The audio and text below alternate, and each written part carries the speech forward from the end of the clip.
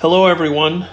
This is Joe Mizzi, and I'm here today with Monica Webb. Monica, thank you very much for taking the time to talk to our club. We appreciate it very much. You're welcome. Thanks for having me. So, just a brief introduction on Monica. Monica has won championships in multiple breeds, in multiple events. She's shown everything from Western pleasure to trail to Western riding. She's done Lunge Line. She's won championships in Appaloosas, in paint horses, and I believe even in quarter horses, correct? Yes, correct. So Monica is a West Coast trainer. She's from the state of Washington, and her mom is Patty Baker, is the president of the Washington Paint Horse Club. So we have something in common since I'm the president of the Michigan Club. So that's great that your mom does that, by the way. I know how hard that is. We actually have our regional club Zoom meeting tonight. Oh, good. Oh, that's great. Good deal. Yeah. All right. So let me just start right in on these, and I'll start asking you some questions. So, Monica, I've watched you win and show in a lot of these different events, like you mentioned, Western pleasure, Western riding, trail, and so forth. It seems to me when I'm watching you that no matter what event you're in, your horse always seems to be relaxed. And I'd like you to talk about some of the keys to getting your horse to relax in the show pen and what that can actually do for you as an exhibitor. Okay. Yeah, that's a really important one, especially if you have a younger horse that hasn't been shown a lot or has very much experience, or even if it's a little bit older horse that has never had much show experience. I think a lot of what we do from the beginning, since we kind of do all age groups as far as Lunge Line, yearlings, and 2-year-olds, and on up, is we take them around to a lot of shows for the experience without the expectation of showing them. Okay. So you might bring them to a horse show and you're going to ride and prepare them or lunge them like you're going to show, but then they're not actually going to be judged in competing at that time. But you prepare them just like if you were going to. This, a lot of times, it's like taking your children to the grocery store. You're never sure how they're going to act at first. Yeah, so exactly. By taking them to the horse show, you're kind of seeing how they're going to handle. I mean, there's so many things at a show. There's traffic, there's loud, announcers, there's tight situations with lots of people and crowds. So there's a lot of things that you're expecting those horses to perform the same as they do at home, but you're wanting them to do it at a show environment. So a lot of times I will take them out, and it kind of depends on the horse. Some horses, you take them out one time to a show and they act like they did at home, but some horses will take a few more shows to where they settle in and they'll kind of ride around or go around like they do at home. Yeah. I think the expectation from the exhibitor is expect your horse will not be the same as it is at home. I think a lot of people think their horse is going to be the same and just plan on it not being, and then you won't be so disappointed as a performer and a rider too. And by taking your horse and kind of just seeing how it reacts without the show pressure, it'll help you gain confidence in your horse to know how it will react when you do decide to show. So then you can kind of gain off of that. Then I also, with the yearlings, one thing I like to do too is I do a lot of ponying at the shows. Mm-hmm. So they're kind of building the confidence with that older horse that I'm ponying them off of. I know I had a filly one year that was kind of a nervous filly, and every show I took her to that year, I ponied her every day at the show, and she ended up winning the Lunge Line at the World Show that year. So she was a really nice horse, but she just gained a lot of confidence off of that older gelding that we would mosey around the showgrounds with, and she just settled in a lot better with that. Yeah. And you have to remember too, you're shaping and developing those fundamentals for the horse that it will have for the rest of its life. So you want to make it a good experience, those first times out, because you don't want them to pick up, maybe they get ran into or scared or something, and then you have a problem you have to fix rather than just making a good experience from the get-go. Right. No, that's right. And those pony horses, they're worth their weight in gold. I mean, yes, they are. They can, and you have to remember, a horse is a herd animal, so they're so used to that in their environment when they are growing up that yep. You can have a young horse that's really nervous, and if you have an older horse that's really mellow about either the announcer or the other horses or just the situation, they can really read off of them, and exactly. It really builds their confidence a lot. Yeah, that's exactly right. Yeah. So the other day I saw your video on banding manes, and I posted it on our Facebook page. I then attempted. It's been a long time since I banded a mane, and I decided, okay, well, I'm going to try this. So I went out and I picked my favorite brood mare. She's an old Zippo Sensation mare, and I decided I'm going to try to band the mane. We got about 5 braids done, and I said, this is for the birds. There wasn't a straight one. So, but one thing, just so you know, it might take a little practice to follow up on that. I got some work to do. But anyway, you got some work to do. Yeah, exactly. So anyway, one thing that I'd like you to talk about, when I was looking at that video, I was thinking about this question. Can you talk about the importance of presentation in showing? How do you go about making the horse, the rider, the look kind of all come together, either for you or your client and their horse to look the best? What is it that you work on when you're trying to put the look, quote unquote, look together? Yeah. The presentation is really important, especially in the show horse world. It's almost like an interview, the judge is judging you, and it's almost like if you were going in for a job interview. So we also have, just a little plug, we have a couple more clipping videos on our Facebook too that were earlier in the year, so you could brush up on those too. What are you saying, Monica? What are you saying? You've been to the house, so I know you know what goes on here. What are you saying? Well, just if anybody wants to go watch the clipping too. Okay, all right, I got it. Yeah. I think a lot of it is, if you are wanting to clip and band your own horse, I know there's some people at the shows that, they don't want to do that. They're going to pay somebody else, and that's fine. But, there's some of those exhibitors that really want to be more hands-on and do that themselves. And I think while we have kind of this off time right now with not a lot of shows and we're kind of at home, really practicing up on that stuff. I mean, we have a couple youth kids in the barn that really want to clip and band, and, we make them do it in the off season, and they kind of they have to be at a certain level before they get to do it at the shows. Okay, sure. So it's kind of like the practice makes perfect type of thing. If you're wanting to make your horse look like that professional job that somebody paid to have their horse banded, you're going to have to practice. I mean, that person that gets paid to do that, it didn't learn that overnight. They did that thousands of times, and that's why it looks so well. So really putting the time in if you're wanting to get good at the clipping or the banding, and that really does make a big difference. It makes a really big difference. I think some is grooming and care of your horse. Your horse isn't too skinny, your horse isn't too fat, it has a good hair coat. Some of it, I know you live in colder climate too. Here it's raining in the 40s today. So we really have to be, picky about blankets and lighting for our hair coats too. So, putting the time into that. And then your outfits, making sure that they fit well, they're figure flattering. Not everybody's going to wear the exact same thing. So if there's an area that you're self-conscious about, then maybe you wear something that is more figure flattering for your figure. Sure. Well-shaped hats is a big one, especially for the showmanship and the halter, just because you're going to be eye to eye with your judges. That's going to be really important. Picking colors that complement your horse. If you have I know some of our horses, because I show Appaloosas and paint, some of them are really loud colored.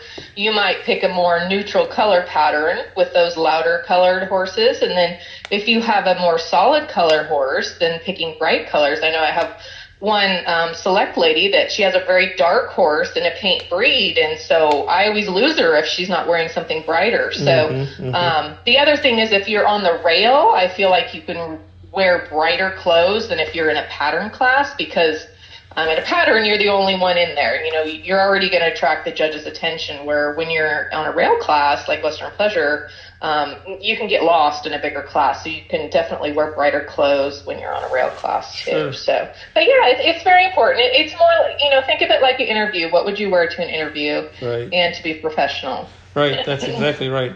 I coach a lot of young professionals, and that's something I tell them all the time. When you're going in for an interview, you want to make sure that you're dressed you're dressed not for your status, but you're dressed for the status of where you want to be perceived. Correct. So yes, and where you're going for that interview. Right. Exactly. Mm-hmm. So with all this extra time off that we've had from showing, you guys aren't showing yet, are you?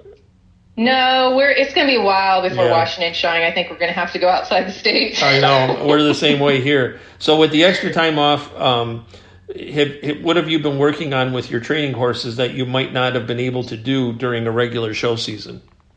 Well, some of the horses, like maybe the 3, 4, 5-year-olds that were maybe just doing Western Pleasure, I might start doing some new events just because we do a lot of the all-around, some trail, obstacles, changing leads. I have a couple 3-year-olds I've started changing leads on right now because, you know, maybe they would have just been doing Western Pleasure, but, you know, I have extra time right now, so I might as well start that now. And so then some of the older horses, like maybe your senior horses or, you know, the ones that are more know their Western Pleasure job, you know, kind of practicing on maybe some of that trotting out, maybe some of that loping out, maybe some of that stuff off the rail. I know even in the Western Pleasure today, you know, showing off the rail is almost rewarded. And so I know a lot of older senior pleasure horses that'll be great on the rail, but as soon as you take them off the rail, they're, you know, swerving around and they just don't know where to keep their body and their positioning. And so working on a lot of guiding, steering, staying between the reins, at maybe a little bit faster pace too, and being able to lock in and look good at that little bit faster pace that a lot of times they ask for in the classes. So yeah, so some of the younger horses, I'll start the new events, the trail, the Western riding or something. And then the older horses, just kind of giving them something else to think about. Or, you know, we have a big field we ride in at home too, you know, maybe riding outside. So it gives them something else to do and think about too. Just keeping them fresh. Yeah, exactly. Yeah. Mm-hmm. You know, Shane Dowdy, I know, and Shane is a big believer in doing that. You know, we talked to him earlier on and he was talking a little bit about that at one point in the interview, that he does different things. Yeah. So well, and you know, we have a big field we ride in, and I feel like if you can get one to ride around good out there, you can get them to ride around good at a horse show, because we have deer and, you know, animals that run through there, and, you know, if you can get them focused out there, you can get them focused anywhere pretty much. Yeah, so. Exactly. There you go. So, Monica, one thing that I wanted to ask you today was, when you're selecting a horse, a lot of your clients, you know, have you help them select a horse for their for them to ride? What are the things that you are considering when you you know, when you're trying to set up a partnership between a horse and a rider to make sure that it's going to work? Are there certain things that you're looking for? Oh yeah, I saw this question. I was like, oh, I could talk for 15 minutes just on this question. Sure. I do a lot of this, so I do take a lot of time and thought and consideration into this, and I feel like a lot of my customers have been really successful on horses I've picked out. Some of it is, I think as trainers, it definitely is an art to pick out a horse for someone, because as trainers, we're so used to training a horse that we get and making that horse the best that it can be. And, you know, just training what we have, you know, where if we're going to pick out something, we're going to need to go and pick out the traits that is going to work best with that person. So it kind of uses two different sides of your brain a little bit on when you're looking for a horse for somebody else compared to when you're training a horse to just a horse that you get in training to make it the best that it can be.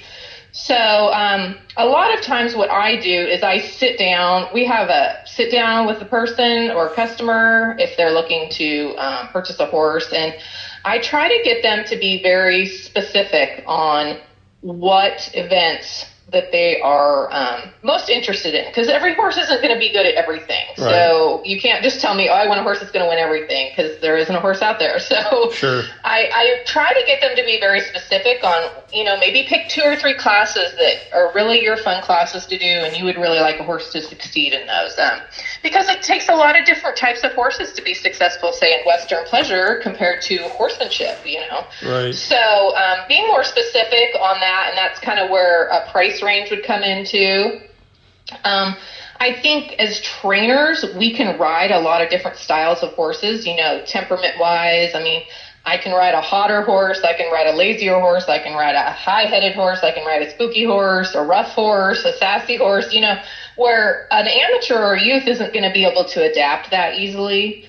So I feel like that the customers amateur and youth kind of fall into 2 categories in my mind, and I feel like that your younger youth and your more select amateurs, so kind of your both ends of the spectrum, your really young riders and your older riders are more timid riders usually. Sure. They're not nearly as aggressive. They tend to be quieter with their legs, a little bit heavier handed.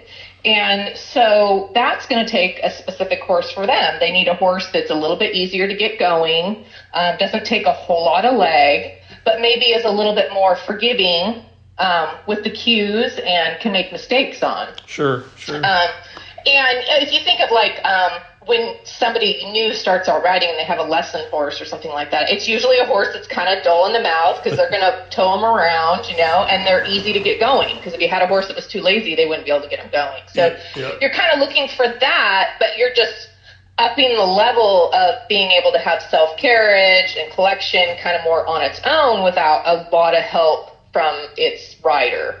And then kind of your older youth or your younger amateurs, they tend to be much more assertive, aggressive riders.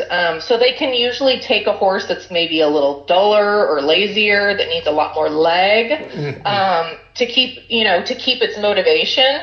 And then sometimes they can have a horse that's maybe a little bit more finicky in the mouth. When I think of that, I think of a horse that maybe flips its head easy, or doesn't like its mouth held onto, or because they're more confident on riding on a loose rein and not having to use so much of their hand to get their confidence from.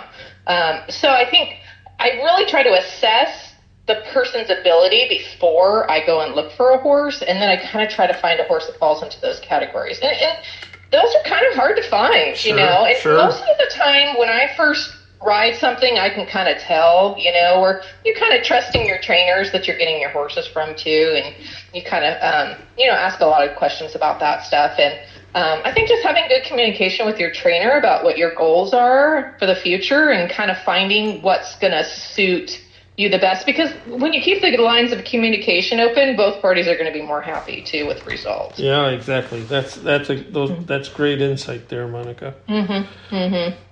So we have exhibitors in our club, a lot of exhibitors in our club that do showmanship. We have gigantic showmanship classes. I imagine you guys too. That's great. Yeah, showmanship's usually a lot of times one of the biggest classes. Yep.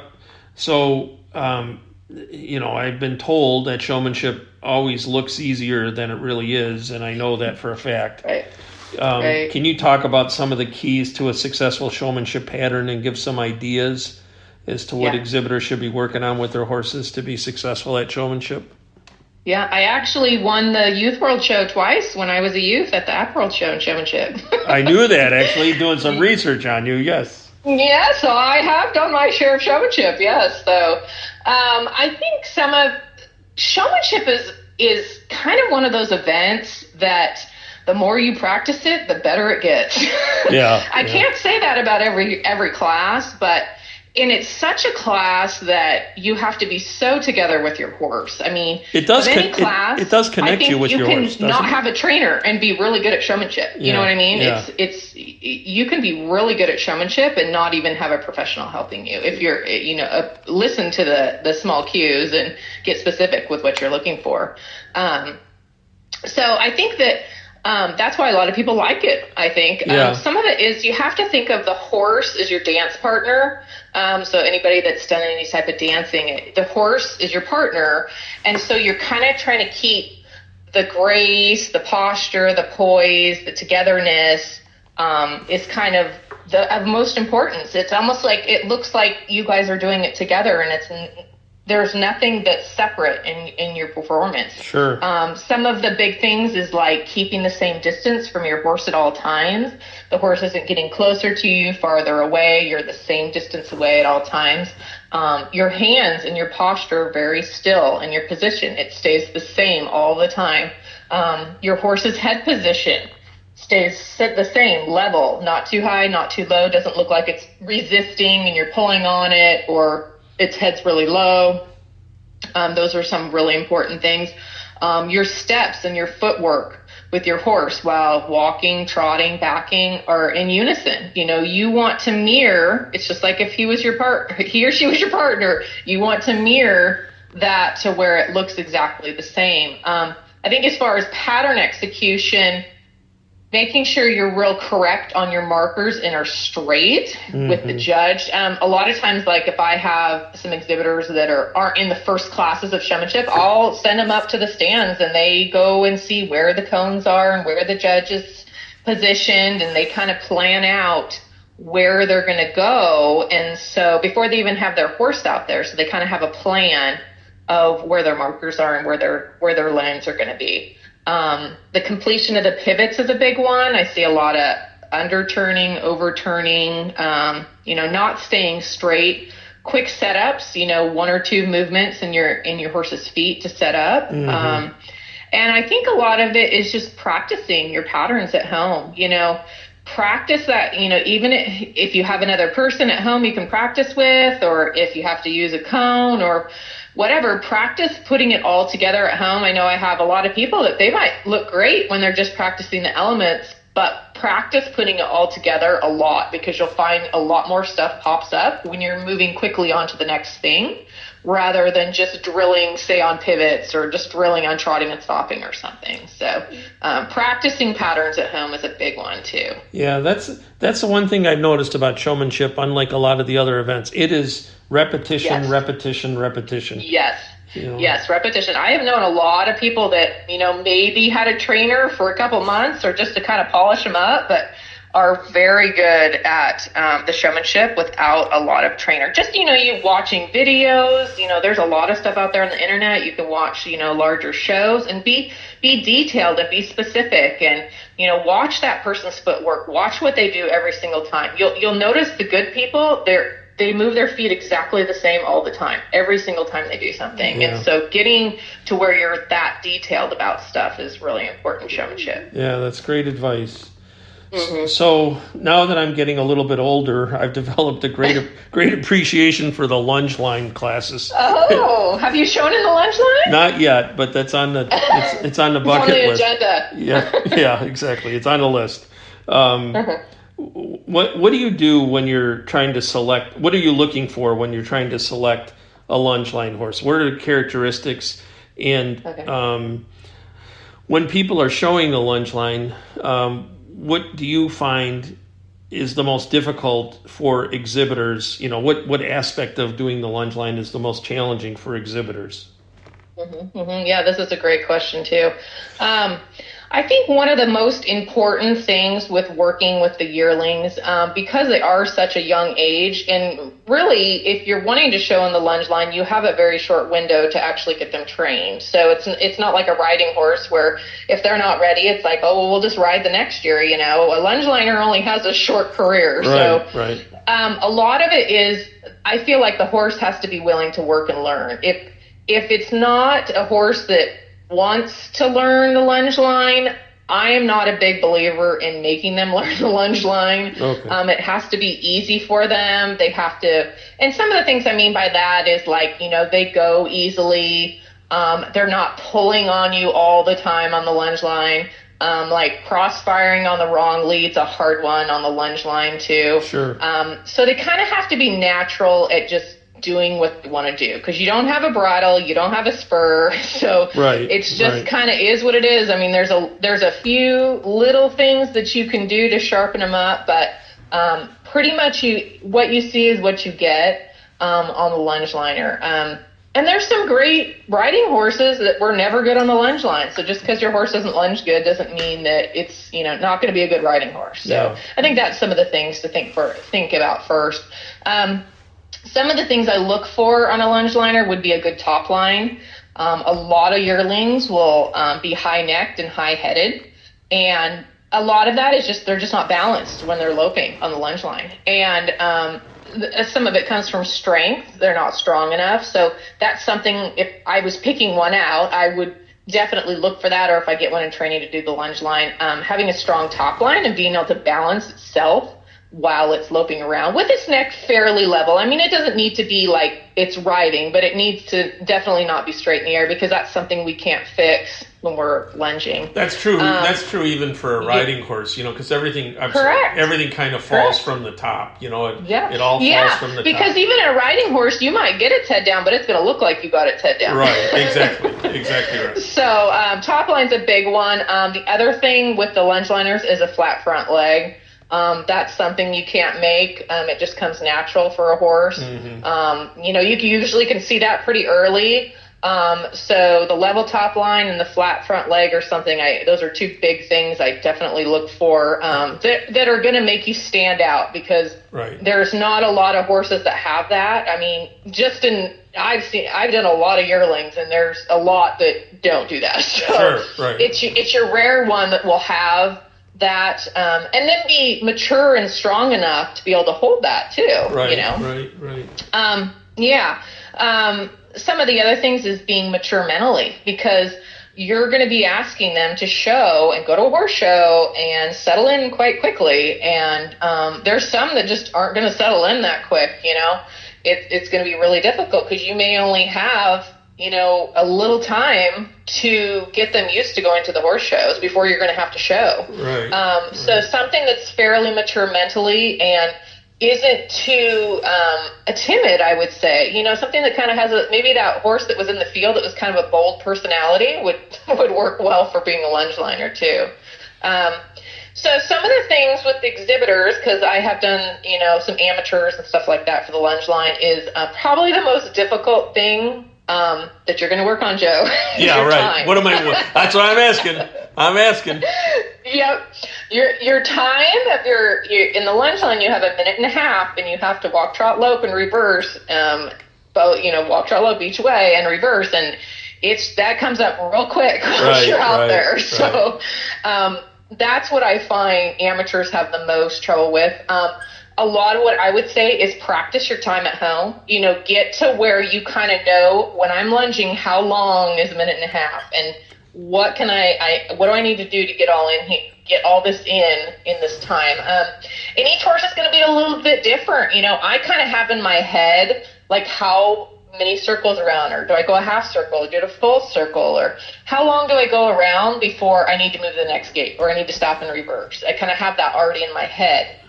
And it's going to be different if you have, like, a longer strided horse, like you're showing more of a hunt seat lunge liner. You're going to go around a lot more than you are a little Western short strided horse. That's going to change a little bit. So you can't just say, go one time around. It's going to depend on, how fast your horse is going too. So, but practice with that.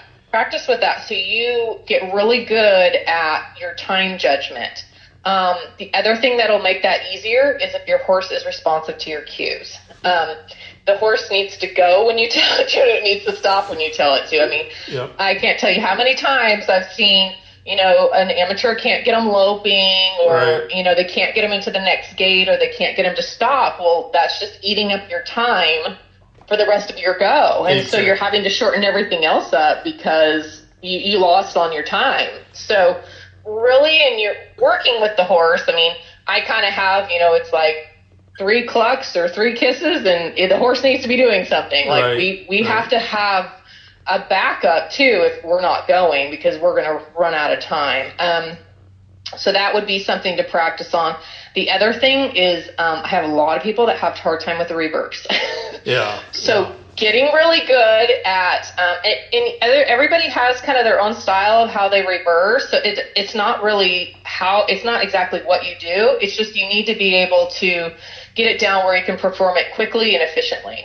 So with your line and your whip and a lot of, people get their line all wadded up and they drop sure. the whip, and it's just adding to your time.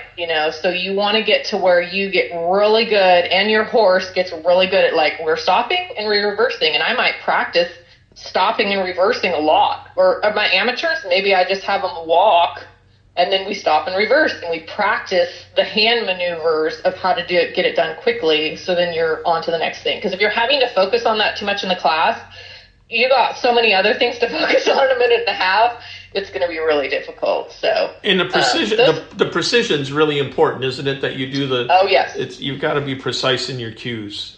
Yes, exactly. Where your horse knows when you're going to reverse. I usually pull him towards me. I usually like a horse to stay out on the lunge line until when I stop, and I'll pull him into me when I want to reverse. Mm-hmm. And then when I pull him in towards me, they know they're going right the other way, and then they walk back out to their bigger circle again. Right. Yeah, really practicing that move a lot too, because that can really ruin your go too with the reverse. Yeah. Well, Monica, this has been great. I mean, I could talk to you for hours, but I just want to say thank you. This has been fantastic. If someone wanted to get in touch with you about your program or your training services, what's the best way for them to do that? Well, we have a Facebook. It's Baker Training Stable LLC. You can contact us through Messenger on there. Also, email is bakerstable@hotmail.com. Either one of those. And it's you guys a great way to contact us. And you have a Facebook page too, don't you? I think you do. Yes. Okay. Yes, it's Baker Training Stable. Yep. Okay. All right. Great. Well, Monica, again, thank you so much. I really appreciate this. I know our members will as well. And we look forward. Welcome. Yeah, we look forward to seeing you down the road. I don't know where we'll be at, but I'm sure our paths will cross again sometime this year. Yep. It might be in the backyard someplace, but we'll be at a show at some point this year. I know it. Right. All right, Thank you very Monica. much for having me. Thank you so much. Take care. You're welcome. Bye-bye. Bye.